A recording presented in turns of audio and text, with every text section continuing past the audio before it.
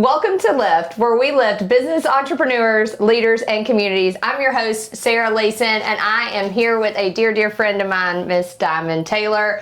If you can't tell, I had to up my game today because I knew that she was going to come dressed to the nines, as she always does. She's a fabulous stylist, very incredible woman who has such a phenomenal track record that I highly admire and look up to. So welcome to Lift today. I'm so excited to have you. All right, I wanted to go into a little bit about you and your journey. Can you share a little bit about who Diamond is? Just a little bit of backstory before I talk about some of the bold, incredible moves that you've made. So Diamond Taylor, I am a native Memphian, love Memphis through and through. I met Sarah, I feel like it's been I was 6 years back in Memphis, 9 years in Nashville, so that's like 15 years. Oh. So we were introduced. We were saying 9, and I'm like 15, now I'm dated. About 15 years, we were introduced by a mutual friend, and we became fast friends in Nashville. Well, I'm talking about Sarah. I'm supposed to be talking about me. And we met sales careers. Her background was in sales with Disney. We were Six Flags. Yes, with Six Flags, and we became fast friends, but now I'm back in the Memphis market. Sarah and I really share the same passion. She has a goal of creating six-figure earners. I have a goal of helping digital natives become marketers here with my business, Friends and Company, and I'm just excited to chat with my friend today. So when you were in Nashville, you walked away from six-figure job and boldly came back to Memphis, and during that time, you made some big moves to start your company. Can you talk to me a little bit about that time period? Like, how are you feeling? What made you make that decision? Give us a little backstory on that. The decision to quit, I feel like wasn't all mine. I'll be honest, I've been working at FedEx when I first graduated from CBU, and I've been doing that for so long, but then I saw the career. So there was, in field sales, you could grow to become a worldwide account manager, which is a wham. They're traveling, jet setting all over the country, but they didn't have a lot of time for family and spending time with people. Or it was becoming a manager, a people leader, and your bonus depends on how other people perform. And I think in my mind, I don't think I knew it yet, but mentally I was like, well, there's no way up for me because I don't desire those things. To do those things. But I didn't realize that until now, looking hindsight. I'm like, oh, how old were you then? I was in my 20s for sure. Okay, because that was pretty wise of you. But again, I didn't know until towards the end of my FedEx career, I'll say my performance started to I'm not making as many calls, or I'm just exhausted and burnt out, and I don't think I realized that's what it was then. And it was one day coming back from Memphis, actually I think it was a Mother's Day situation or just something, visiting family, and something in my head was just quit. And I was like, oh, that's just crazy. And you were in Memphis when this happened? Yeah, I was driving back to Nashville actually for my first sales call of the week. So it was a Monday, and I decided I'm going to go home, put my suit on, and then go. Boots to the ground. I had this thought, and I was like, oh, that doesn't even make sense. Because what are you going to do? What am I going to do? And then someone called me and asked something about a package or something. And then my next step, I just did a complete reset on the phone, on my work phone. I did a complete reset. I was like, I don't want to do this. You're like, I'm not doing this. And then I drove to the field sales office, which was in Brentwood. I lived downtown, and I didn't go home to put my suit on. And then you didn't show up to work that day. You were already like, I'm out. Yes, but it felt like it was not even me. Which is really crazy when I tell the story. And so I went there. I went to talk to Wanda, which was the team admin.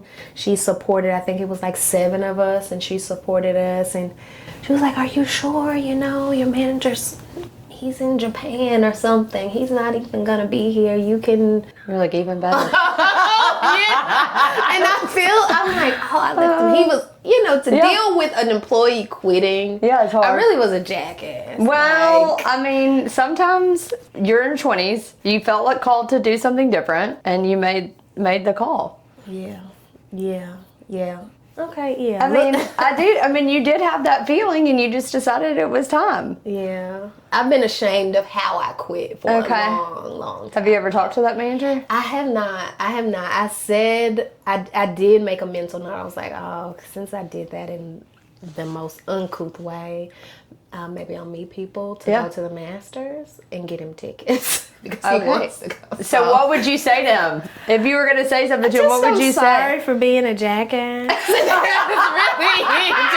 The way you say that, just so quiet and smooth. I'm sorry. Hey, but wouldn't you say that a lot of us, I mean, you were in your 20s, right? And you were in between cities. And so at the time, I guess I didn't even realize you hadn't even formulated Friends and Company in your head at that point. I think I was doing a little consult. Like I had a name and I was working with my friends who had companies. Yeah. And then I was like, maybe I can do this. I've learned so much with FedEx. I was helping people back home. I was like, I can figure it out. And I have savings and I have things. It'll work itself out.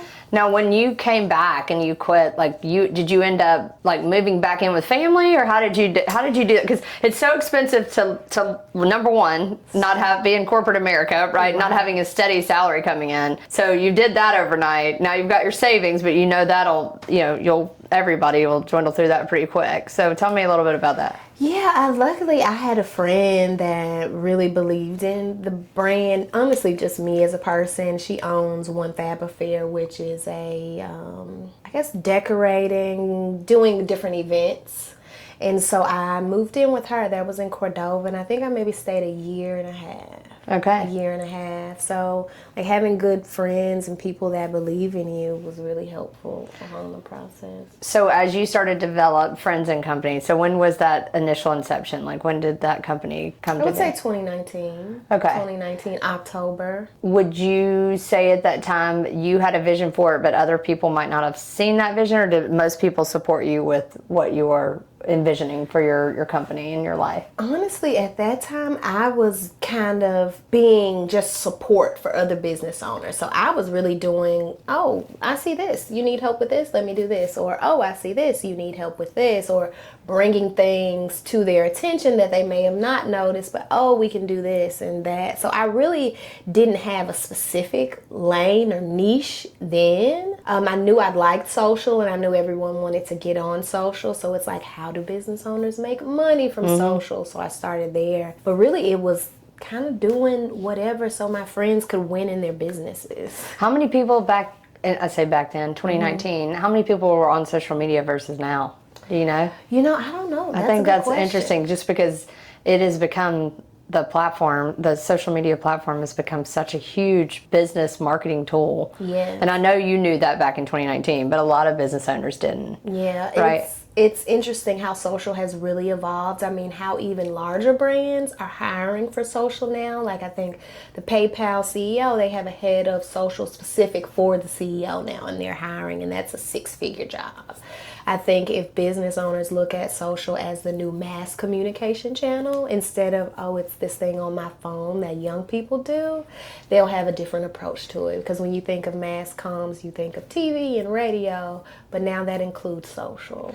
Well, I think what else is interesting, this is so off script. I do this every time. And I know you don't care, so I can do this with you. With marketing, I've talked to Scott about this. Marketing is not, everybody just puts like marketing as it's just, oh, it's a marketing department. I'm like, there are so many, that's like the hub, right? And there's so many spokes to it, because you've got social media, you've got database management, you've got funnels that you've got to lead generate. I mean, you and I talk about this all the time. Has it evolved, like in your mind, like since you originally started? How quickly is everything moving? In social, things move. I mean, every week it's something different with the algorithm. I think now the algorithm is more so, okay, interest based. So now it's based on what you want and what you like, but then it's like, okay, how do I, as a marketer or someone that uses this channel, make sure that Sarah keeps engaging and liking the content so I show up in her feed? But marketing in general, I honestly feel like old things become new, because so many brands have put so much money into social. People are more skeptical about it now. So those people that kept doing the in-person events, or even you'll see outdoor marketers or those out-of-home ads are making more of a splash because so few people were doing it. And so now, even with social and just the transition of marketing budgets, people trying to do more with less, they're like, well, how can we get that in-person connection? So you would suggest in-person events? You know, I would. That's fascinating. Or building community where people just show up for Yep. you, like having that value where people are like, I need to get to Face-to-face relationships.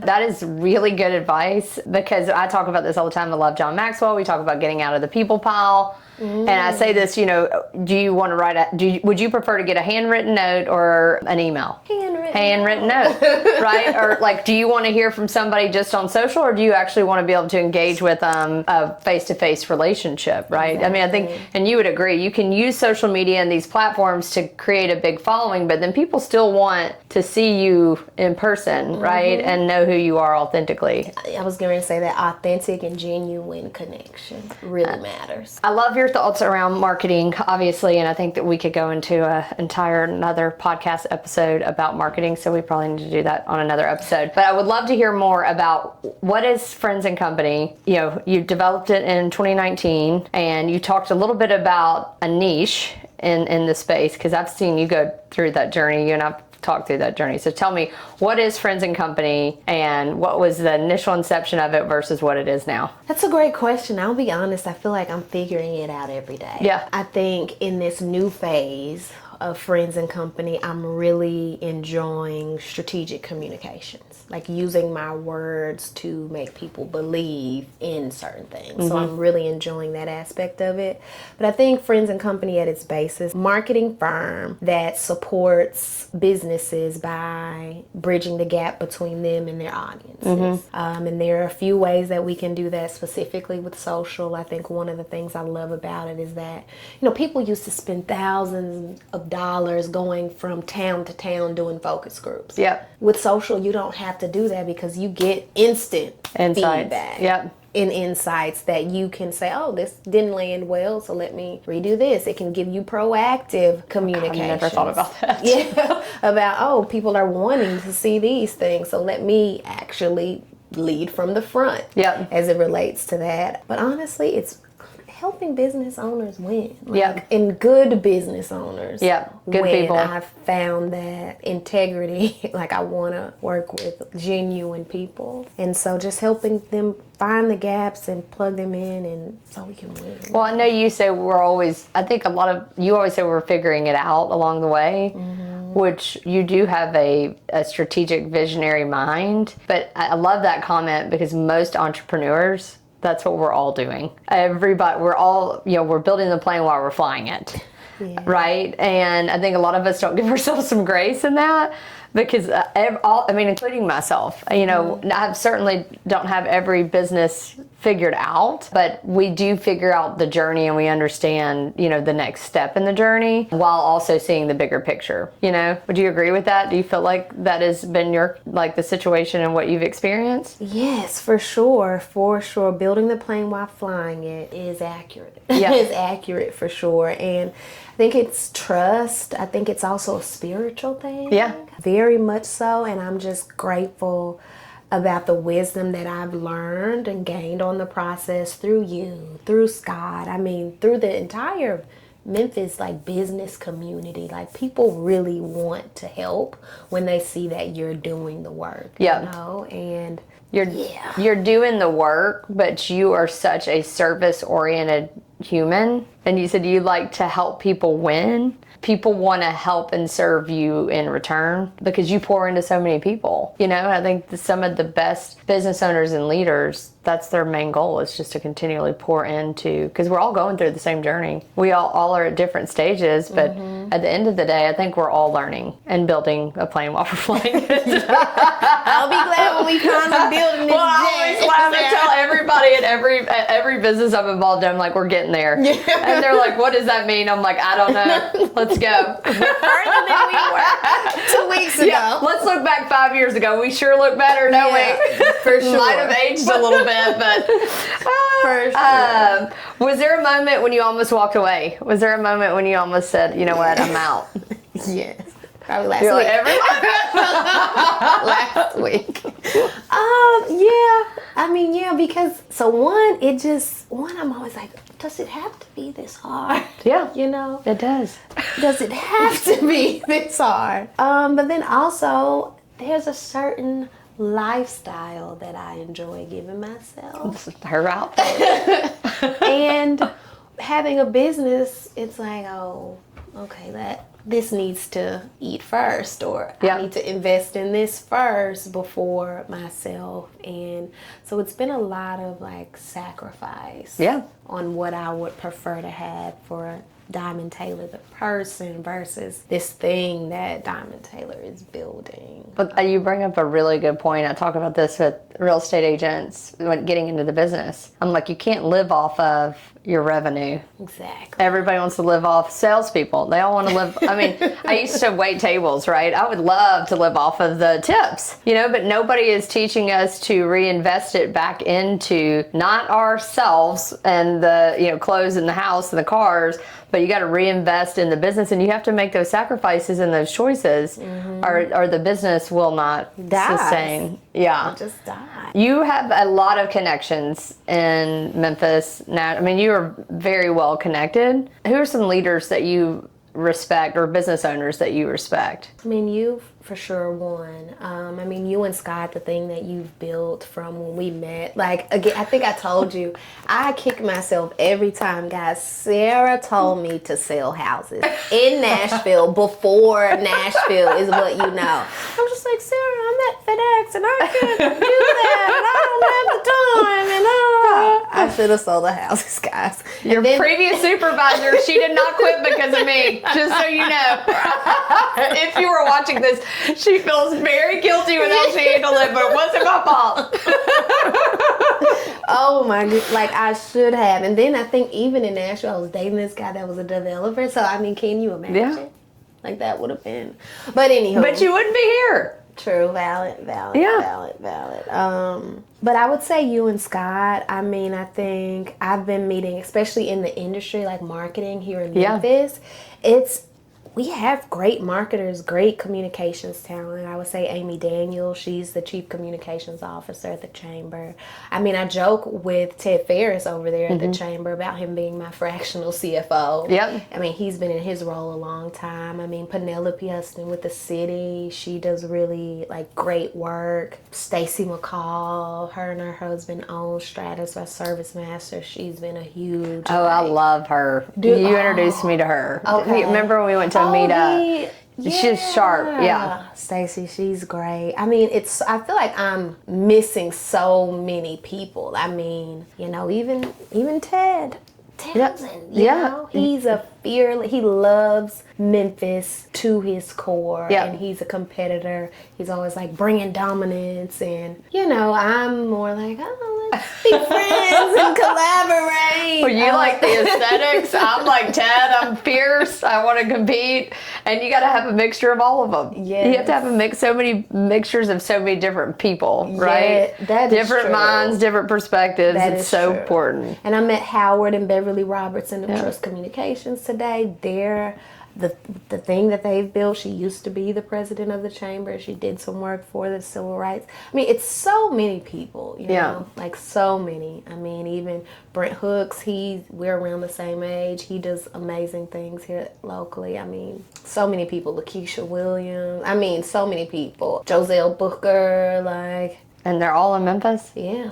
We talk about this all the time, how many incredible leaders are in Memphis, right? Business entrepreneurs. I mean, what's your take on that with Memphis? They're hidden gems, names I'm thinking about, Mr. Tate at Tate Computer System, Ernest Strickland, who used to be the president of the Black Chamber, Mark Yates. I mean, Memphis has some gems, some hidden gems. I will say maybe that's by design because, Memphis can be an interesting place to do business. But I also think it's time to kind of lead from the front and show that example as well. And so I'm hopeful that we can do more of that so people can see that business owners come in all shapes, sizes, colors, ideas.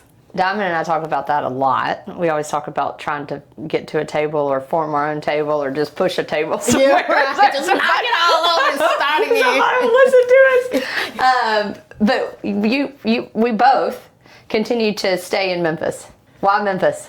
I think I'm still trying to figure it out. It's like a place that calls you back. Yeah. I think we're like, we see these cool things in other places, or at least in my experience, I've seen these cool things in other places, and especially visiting Memphis, I'm like, why can't Memphis have this? Or why can't Memphis sustain this? Or have we thought about this? And it's just, maybe it's a place we can build in our own image for people that want to do something different. Yeah. And I feel like a lot of us has been talking about why Memphis isn't this or that since we were small, Yeah. and it's like, it still hasn't Well, became. I think it's been embedded in our conversation, and I see Memphis as a land of opportunity, and I know that it's just such a different perspective, but because of how soulful and beautiful of a makeup the city is, and it's a gritty city, which I clearly love competition and fierceness and grit. I just think the opportunity, but we're all told, and we continue to be told,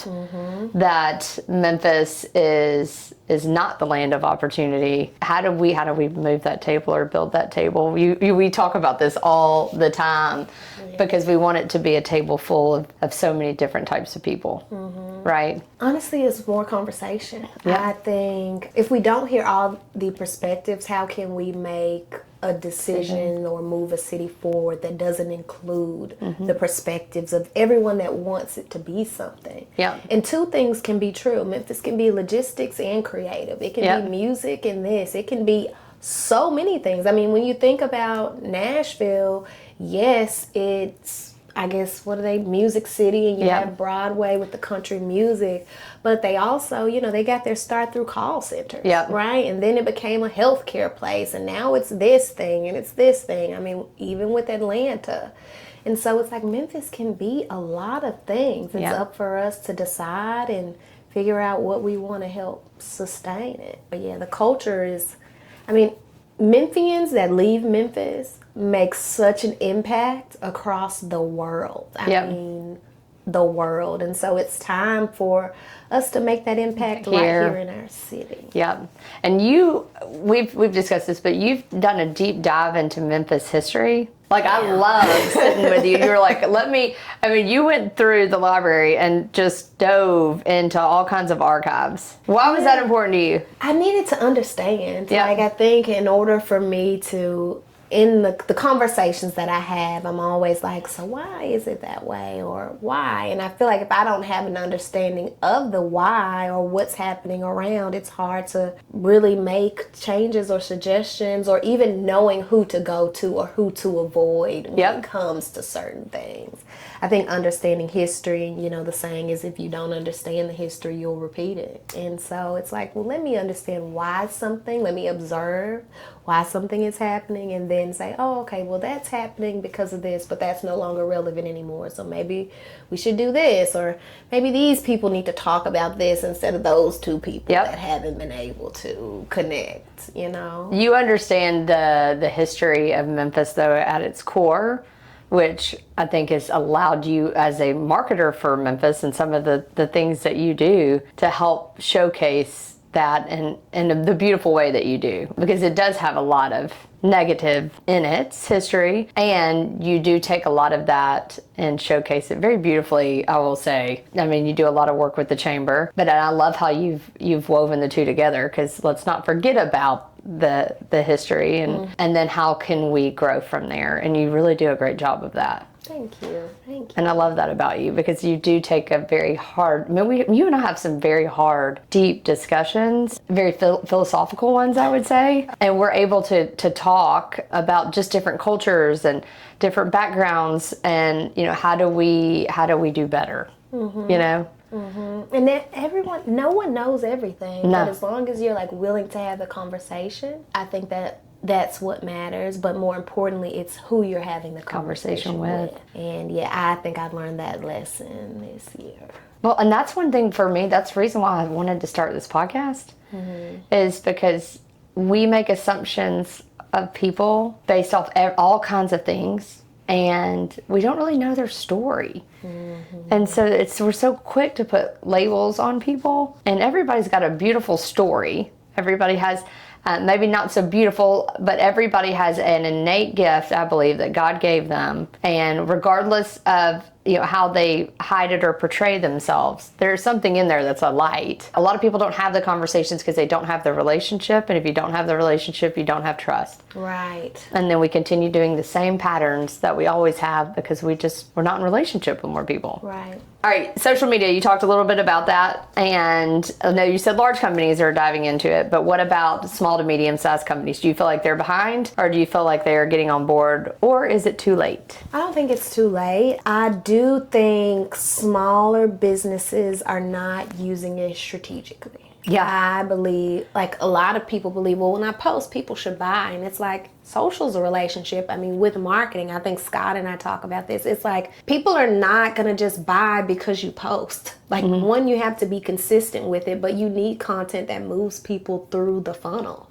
like on social. So that's that awareness, that's the interest, and then that's conversion. And that's 3 types of different content that you have to be posting a lot. And social is for like that top of mind awareness. So if Sarah's posting about houses all the time in her work, then when I think about houses, Sarah's going to be top of mind because I'm seeing that consistently. It's not for every industry. I'll say that too. It's not, you have to be on social. No, it may not be the right fit for you because of your needs or your audience, because that's what it's about, where your audience is. Well, I'm interested to get your take on this because I've talked about this from small business owners, mid-sized business owners. We have our offices around 450 people, and how people communicate with you now is totally different. So, like, I tell our offices all the time, I'm like, you're sending emails, but that's not meeting 90% of the folks.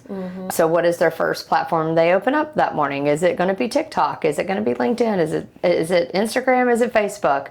And I can't even keep up with all the new stuff that's coming out. So how do you combat that? Like, as an entrepreneur, how do you communicate with people? I know you can niche down, but both of us are in terms of the customer and consumer, a wide reach. Right. How do you meet all of those needs so that you are noticed in all the spaces and places? I'll say I'm still trying to figure it out.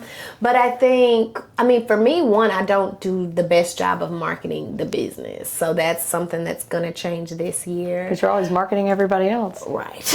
And so it's like even the time to think about how I do that for the business from a strategic level, it's like, but I think it's choosing and deciding, okay, for me, I think it's LinkedIn is going to be, and I'm still working through it. LinkedIn for sure, just because that's more professional connections, right? That's where I can show my thought leadership and why the intelligence behind or the rationale behind the marketing decisions. People are craving that. Why we're the best fit. So LinkedIn for sure. Instagram is more for the visual wins. I do like being more realistic with Instagram because I have a lot of younger cousins that are on it, and they have a warped sense of reality because of social. And so I try to be intentional about, okay, I'm going to show you the win, but let me show you the backside of the win too, like everything that went into it. But I think it's tough. I think you maybe narrow down like 3 platforms depending on audience, where they are. I would always say email is first because that's something you own. But wherever your audience is, you kind of need to be there. Larger brands have millions of dollars to spend to reach their audience. I think the advantage for smaller business owners is that you can build that local, authentic connection, but then I can call Sarah or I can text, and that's something that a large brand can't do. That white glove service is something that more local business owners should really lean into to beat big box competitors, I think.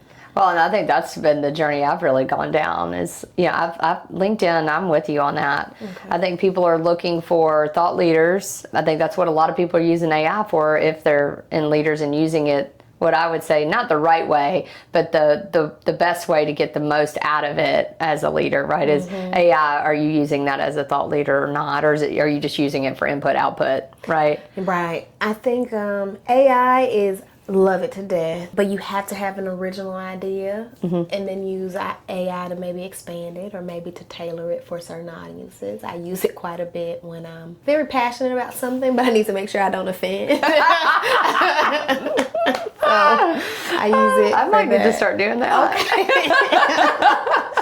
But it's an amazing tool as long as you have the thought leadership first. You can't just go to AI and say, hey, I'm a realtor, give me some thought leadership stuff, because it's not going to give you that output. Exactly. What about, let's talk a little bit about storytelling. How do people win with storytelling, and how do people lose? Like, what stories are being put out there that the person putting out that content doesn't realize might not be perceived in the most positive way, or in the way that in which they intended to have the customer receive that content? I think people need to, everything's a story. When you come to Memphis, we want to know the story of how did you meet someone. When you think about movies, TV shows, and I think business owners don't look at the storytelling aspect of the content they share. So they just post something, but okay, what's the beginning? What's the tension in the middle? And then what's the end? And think about it in a 3-part, the content that you're posting in a 3-part. That's great advice. Program. Like, okay, the beginning, it's happy, loving, and then something happened in the middle, and how do we wrap this up so people can follow those stories? People love stories. When you think of billion-dollar budgets for movies or million-dollar budgets for movies, like, people want a story. Yeah. And storytelling is very powerful, because then you get to reflect, especially from an institutional perspective, you get to reflect the story back to the institution, but you get to inspire belief with stories. With movies, they can change an entire culture just from different movies and books that are put out, and those are stories, and people need to think of their brands. I don't think a lot of people do that enough. I think people post just to post. There's not a lot of substance behind it, because we're just told, for me, us that are not marketers, right, just post anything. And you're right, you have the beginning of the story, which looks great, right, because you're just like, oh, life is great, I got this accolade, blah blah blah, but it doesn't show you that true background story of the tension, what it took, the grit to get there, and I think you would have more followers if you went in alignment with the flow of a story. Exactly. I've never thought about it that way, very simply. How often would you say somebody would need to post something of that nature? Like, how often would you expect a business to post some sort of story? If you're going to commit to social, honestly, depending on the platform, like LinkedIn, I think you maybe be able to get away with a post once a month, but as long as you're engaging, maybe 15 minutes a week. I actually heard that this morning. I went to a NABO meeting, so that was clutch. But then on Instagram, it's 3 times a week, just from a visibility perspective, right? Like, that algorithm really rewards 3 times a week. So you think about what that, 3 times 52 weeks, that's how many posts, and kind of work backwards with it. From there. Facebook, they're more community oriented. I think they're the same. It's a meta company too, so 3 times a week. X is for those quick updates. Threads is a newer thing. They really like positive content. I need you to come teach a class to all entrepreneurs in Memphis, because we are not marketers. Most of us are not, right? And that kind of advice is very helpful. Storytelling, I hear that a lot, right? Understanding what you want to be known for, what's your brand, but just a strategic marketing play that's simple. You just made that very simple, right? 3 times a week. You need a beginning, tension, and an end. Like, how do you make it? Because it does seem very overwhelming for somebody that's not a marketer. I can't even imagine, like with you, I'm sure you're having to go to all of these different classes and seminars and all these things because it's moving so fast. Yes, literally once a week, every day I'm diving into what's on the platform, but then also from an industry perspective. Because honestly, it's just creative on a phone instead of creative on a TV. Yeah. But, user behavior is different. Even on each platform, the user behavior is different from what you see on a LinkedIn to an X, and how you have to formulate the words for the copy to even get people to engage and double tap. It's so much all at once, all the time with social. But you still love it. I mean, Yes, you love it. I enjoy it. Yeah. How do you build trust online? I think being authentic, but showing up too. Being authentic, but also communicating with other accounts. You know, like engaging, and you see Sarah post something, oh, great, this is good. Giving a thoughtful response instead of just kudos, thumbs up. You know, like if Sarah was in front of me saying what her caption is actually saying, what would you respond if this was a face-to-face conversation? And then go from there. Actual, thoughtful, meaningful responses. Yes. Let's talk a little bit about your family and leadership within, you know, just with you growing up. Tell me a little bit about, because I know you're from Memphis, right? Tell me a little bit about just that dynamic developing you to who you are today. So I'm the oldest in my household, and so as an older sister, you taking care. You're like mini mom, but you really don't want to be, and your siblings don't like you for it. It's like, I don't want to be. So I mean that, but I come from a family, a lot of like strong, opinionated women. I think even with me now enjoying communications, I didn't go to school for it, but because I grew up in a family like that, I knew how powerful words were, said and unsaid. Okay. So like, oh, I can't say this to my aunt, or don't use old, but if I say mature, you know, just. That's why you're studying the power of strategic words. Because I had to, like, okay, don't say this to that. But, I mean, they were all leaders. Like, I had an aunt, she had her own cleaning business for years. I have, like, the women in my family work too. Like even my aunt Linda, she's a correctional officer, so you know what type of disposition you need to have for that job. But she's been there over 20 years. My aunt Wanda, like they all are hard-working women with strong voices. Yes. And what did you take away from that? Because you're a very powerful woman. You're very poised, and you sound soft-spoken, but your words, the way that you say things, you say it in a way where I do think you get the audience to follow you, but you have a lot of wise words that come out. Honestly, growing up in a family with very opinionated and bold women means that I saw a lot of disagreements. And it's like my household. I call it spirited conversations. Spirited conversations. Scott and I had it on the first podcast. And I've also seen it become more than spirited conversations. And I've always, like growing up, I was like, oh, I just think everybody can all get along and we can talk it out. And I never want to get that angry where I... And as I've gotten older, now I understand a bit more about why it could go left. You know, more than I did then. I just was like, oh, they're so 0 to 100 real quick. Zero. It's more like 0 to 1,000 real quick. But I grew up like, I just don't want confrontation. Like, I feel like I can talk through anything. But I'm learning as I've gotten older. The person who you're talking through it with has to be aligned, because you can talk all day. People are liars. You can talk at people, but they're not going to receive it. It goes back to if their trust isn't there, or you're not meeting people where they are and listening. That's the key. I mean, is sitting and just listening. So often, like, we want to impose our viewpoints and opinions on, especially if, I know for me, if I'm in a hot-headed moment, which, you know, I'm very spicy. I don't mean to, but I get very opinionated. And then I have to stop myself and realize, wait a minute, I'm not even listening to at all to where the other person is coming from, or their feelings or emotions surrounding that. You know, a lot of people have predisposed, things that have happened in their life that's created that emotion. Right. And I think we dishonor the person on the other side if we don't listen. That's true. I'm learning to be a better listener, for sure.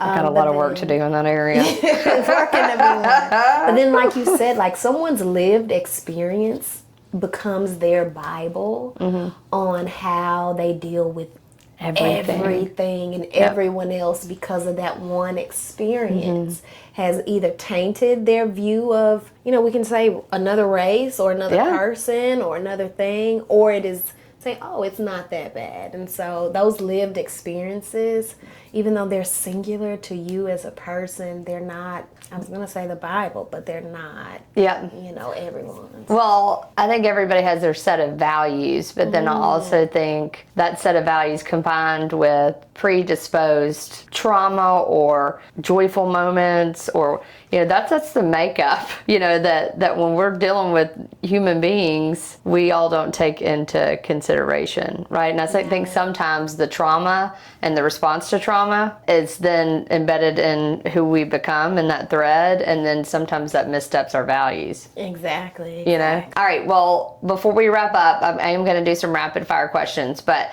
I want you to give me just one piece of advice for small business owners or entrepreneurs as you've gone through this journey and continue to go through the journey with Friends and Company. What would your younger self in 2019 tell Diamond in 2026? I would say, as someone that's a servant leader and that's a giver, you have to know that the takers exist. Paper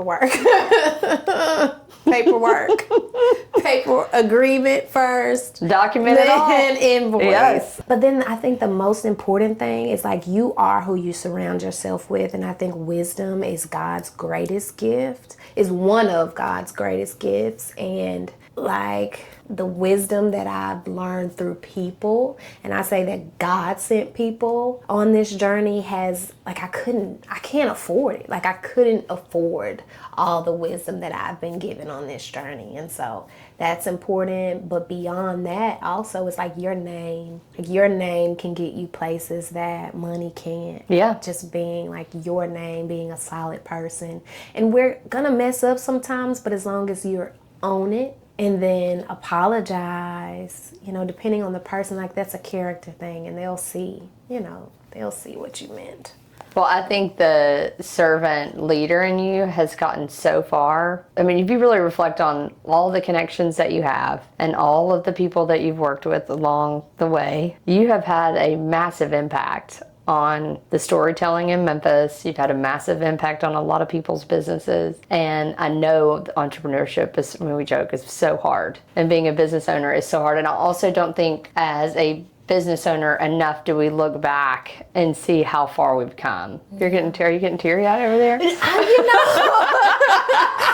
Hearing you say who I am back to me, I'm yes. Oh, okay, I mean, you have more connections in this city than really anyone that I know. I mean, you really do, and it's because you've served so many people.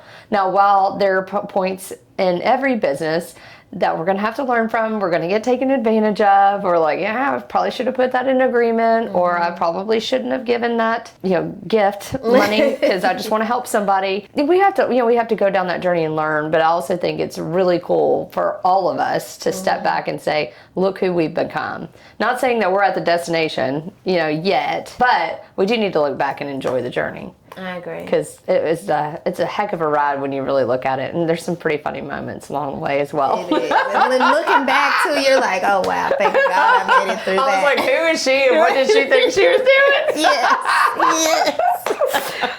All right, this is rapid fire. Okay. What protects a business long term? Would you say culture, clarity, or creativity? What speaks to you? Culture. Why culture? I mean, if the culture's not right, people are going to, people are deceivers. Yes. If you don't have people that believe in the brand or you as much as you do, or people that just, again, are there because they want to win, not because they want the thing for themselves. Yep. If you don't have a good culture or a good team, the creativity, that. Well, I think culture could be so different for so many different people. True. But if the people in the organization aren't aligned behind the culture that you're trying to create, it can create a lot of friction. Yes. It doesn't mean the other vision is wrong or bad. It just, you're not in alignment with what you want for the culture of that organization. And I would say a lot of entrepreneurs need to get very clear on what that is. And that's why you do a mission, vision, values, and belief before you launch. Because if folks are not in alignment with that doesn't mean they're good or bad. They have a different vision and they're not going to get in alignment. Right. There's a lot of missteps. Right, and that causes you time. Just a lot of energy. Do you prefer late nights or early mornings? Late nights. I'm not late nights. She's not an early morning. I know that one. Yeah, even business hours, 11 to 7. I have a friend. She was like, "You're fake business hours." I said, "Well, it's not business." You might not have that on your Google page, but she's still open for business. Right. She's up all During night. business Well, hours. you're a creator, and so most creators have to have that time and that space. Scott is a late night person. Usually, like if he's up at like 11, and he'll still get up at 4:35, and I'm like, "Do you sleep?" But creators, y'all's minds are going 90 to nothing. Well, we look forward to y'all creating things, so the salesperson can just go sell. And y'all make it pretty so that we can actually sell a really pretty product. What is uniquely special about the people of Memphis? What in your mind? The love that they have for their city. The reverence and respect that they have for Memphis. It runs deep. Yes. There's much respect that I have for the people of Memphis. Yeah, like we can all align on if at the end of every discussion we're like, this is for Memphis, or we're having these spirited conversations because of this city that we love so much. But it's how hard we'll go 10 toes against anybody that talks crap about our town.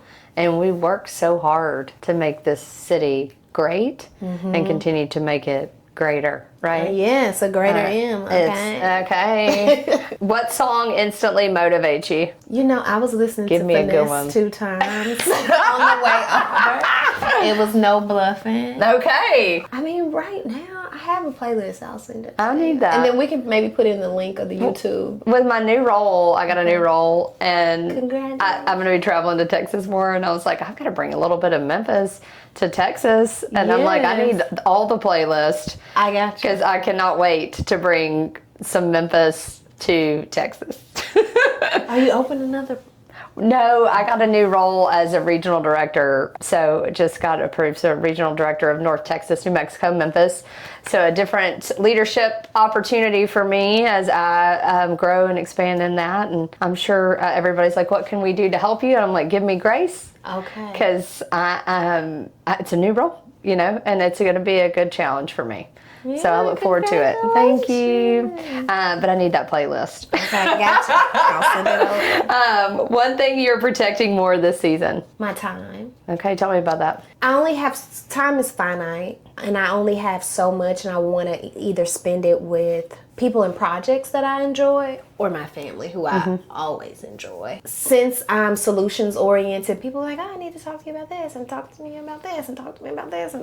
And I need, like, I'm in a season where I have to stay focused. Yep. I have to stay focused on this thing I'm building, but also like building the connections that really nurture me, and, you know, vice versa, that reciprocity. But Protecting that with a boundary. Yeah. Because I know that's hard for you to do. Because you always want to help everybody. All right, last but not least, your favorite karaoke song. Call Tyrone, Erica. Call Badu. Tyrone. I don't know if that's the name, but that's the last song I sang karaoke. That's the last one. That's my favorite question. I just get so many different songs, and I'm like, I need to put my playlist for karaoke, and then we need to get together and do that one night. Okay, I have a spot. So if any of the viewers would like to connect with you, how can they find you? On LinkedIn, Diamond S. Taylor, and the business page is Friends and Company. Well, thank you for being on this today. I'm so appreciative of it. We had a couple of mishaps on pauses. Daughter pops in, the camera went out. The BCS. Yes, this is what happens when you are just on a shoestring budget on a new podcast. But my friend looks fabulous, and she is fabulous, and you should connect with her on LinkedIn. She's doing some great things for Memphis and just an all-around incredible human. So I really appreciate you, friend. All right, if this episode resonated with you, please hit the subscribe button and share it with some of your friends. We are on Apple Podcasts and on YouTube. Until we meet next time, I'm your host, Sarah Layson. Step up, serve well, friends.